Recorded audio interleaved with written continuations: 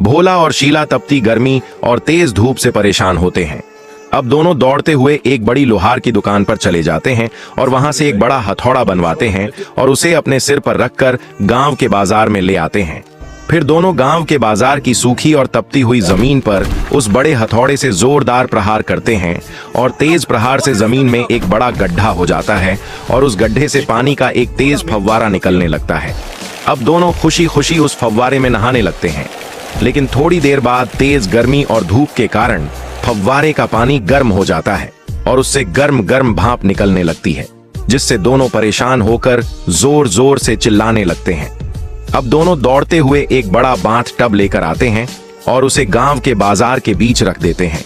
फिर दोनों एक बड़ी कूलेंट की बोतल लेकर आते हैं और उसे उस बड़े बाथ टब में खाली कर देते हैं। फिर दोनों जल्दी जल्दी एक बड़ा पानी का टैंकर लेकर आते हैं और पूरे पानी के टैंकर को उस बड़े बाथ टब में खाली कर देते हैं।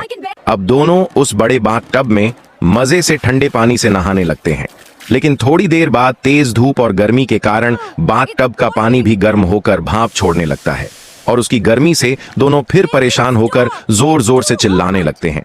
अब दोनों एक बड़ी बर्फ की सिल्ली लेकर आते हैं और उसे गांव के बाजार के बीच रख देते हैं।